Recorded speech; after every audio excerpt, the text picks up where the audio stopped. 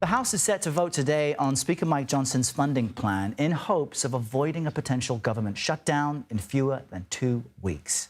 Speaker Johnson spoke to reporters on the Hill earlier, blaming Senate Democrats for this situation, saying he will not give up on his proposal. We're on the field in the middle of the game. The quarterback's calling the play. We're going to run the play. I'm very confident. I know that all the Republicans believe in election security.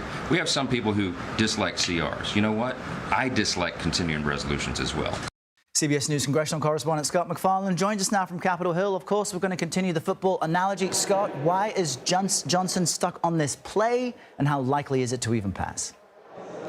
Yeah, the proposal they're putting on the House floor today, it may or may not even pass the U.S. House. It may or may not even have sufficient Republican support. But even if it does, it's going nowhere.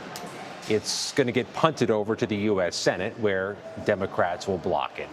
The bottom line of the bill is that it funds the government through March 28th, from October 1st through March 28th, about a half a year. It also includes this provision Republicans like that would make unlawful any voting in federal elections by undocumented immigrants. Democrats oppose this because it's already unlawful for undocumented immigrants to vote in federal elections. It doesn't actually happen, and they say just this debate fuels baseless conspiracy theories about elections and voting.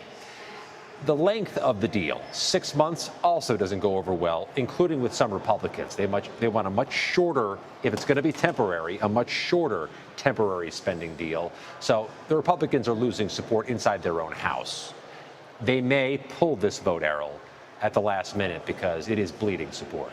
So if it does, I guess they'd pull it so that it doesn't fail. That could be embarrassing for them. If it does fail in the House, could the Senate take action? Senate's going to have to take action either way. They're going to have to make a move to try to put something on the table to start negotiations. If they don't start negotiations, they're going to run real close to that September 30th deadline, which nobody wants to do. So both sides will have to offer up something. But if Republicans can't even pass their own bill, they lose leverage in those negotiations and make it much less than they want. And they're attaching this policy of making sure illegal immigrants cannot vote. It's already against the law. But on the flip side, yesterday, the Senate failed to advance a Democrat-authored bill to ensure the right to in vitro fertilization.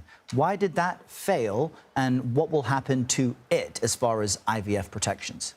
I'm really glad you asked. Those are two very similar political strategies here. Right. Democrats advance a bill to codify IVF, and it fails because of Republican votes. Republicans offer this bill to ban voting by unlawful immigrants, and Democrats will block it.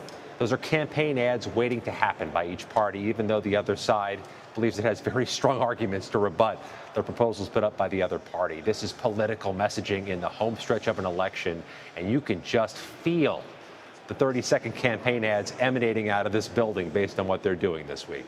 All right, Scott MacFarlane with the latest. We appreciate it.